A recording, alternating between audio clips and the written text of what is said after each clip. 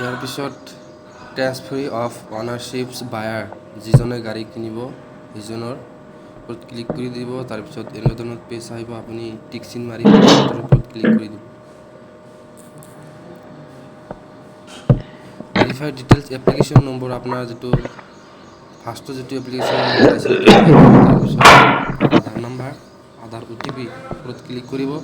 তাৰপিছত অলপ ৱেইট কৰিব, আধাৰ নাম্বাৰ আৰু ভাৰ্চুৱেল আধাৰ নাম্বাৰ তেওঁৰ ওপৰত ক্লিক কৰিব। তাৰপিছত বায়াৰ, যিজনে গাড়ী কিনিব তেওঁৰ আধাৰ নাম্বাৰটো ইয়াতে এণ্টাৰ কৰি দিব।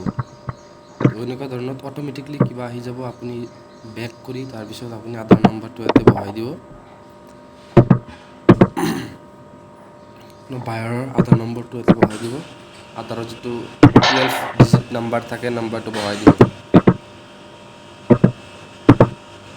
নাম্বাৰ বহাই দিয়াৰ পিছত টিক চিনৰ ওপৰত ক্লিক কৰিব। তাৰপিছত তলৰ পিনে স্ক্ৰল ডাউন কৰিব, গেট OTPৰ ওপৰত ক্লিক কৰি দিব।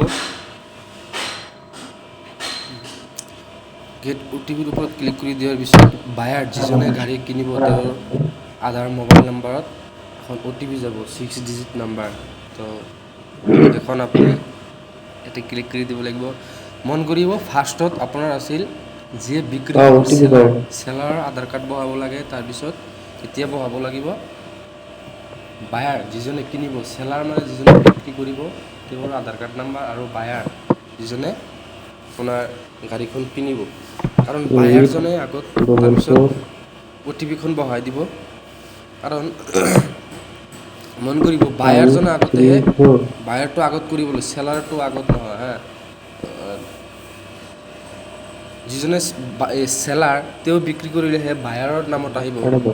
এনেকুৱা ধৰণত OTP বহাই দিয়াৰ পিছত এনেকুৱা ধৰণত আপোনাৰ sub transfer of ownerships, termination of authentication.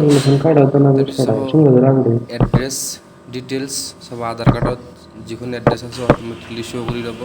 তাৰপিছত তলৰ পিনে স্ক্ৰল ডাউন কৰিব, হাইফাইনেশ্যন টাৰ্মিনেশ্যন ডিটেইলছ, তাৰপিছত address same as current address. যদি কাৰেণ্ট এড্ৰেছ আৰু পাৰ্মানেণ্ট এড্ৰেছ ছেম থাকে, আপুনি টিক চিন মাৰি দিলে হ'ল, অট'মেটিকলি ছেভ হৈ যাব।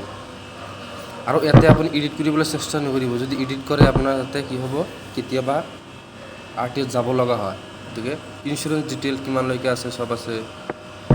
ফি পেনেল আপুনি পে'মেণ্ট কৰিব লাগিব 225 টকা। তাৰপিছত পে' নাওৰ ওপৰত ক্লিক কৰি দিব। এনেকুৱা ধৰণৰ পপআপ খুলিব, আপুনি টিক চিন কৰি দিব। তাৰপিছত কনফাৰ্ম ডিটেইলছৰ ওপৰত ক্লিক কৰি দিব। দিয়াৰ পিছত অলপ ৱেইট কৰিব। এনেকুৱা ধৰণৰ পে'মেণ্ট ডিটেইলছ আহিব। পে'মেণ্ট ইগ্ৰেছ ছিলেক্ট কৰি ল'ব। ইগ্ৰেছ ছিলেক্ট কৰি লোৱাৰ পিছত তলৰ পিনে আই একচেপ্ট টাৰ্ম এণ্ড কণ্ডিশ্যনৰ ওপৰত ক্লিক কৰিব। টিক চিন ক্লিক কৰি দিব। ছাবমিটৰ ওপৰত ক্লিক কৰিব। ছাবমিটৰ ওপৰত ক্লিক কৰি দিয়াৰ পিছত অলপ ৱেইট কৰিব।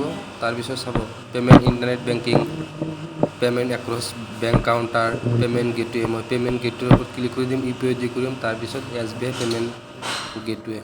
তাৰপিছত আই এগ্ৰী, এগ্ৰীৰ ওপৰত ক্লিক কৰি দিব। প্ৰচিড ফৰ পে'মেণ্টৰ ওপৰত ক্লিক কৰিব।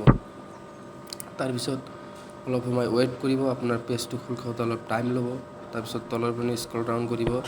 UPI দি ক্লিক কৰিম। চাব UPI আছে, ফোনপে' দি কৰিব পাৰে, ৱালেট, মই CSC দি কৰিম। ৱালেটৰ ওপৰত ক্লিক কৰি দিম। CSC ID ওপৰত ক্লিক কৰি তাৰপিছত CSC ID টো এতিয়া এণ্টাৰ কৰিম। CSC ID টো এণ্টাৰ কৰি দিয়াৰ পিছত পে' নাওৰ ওপৰত ক্লিক কৰিব।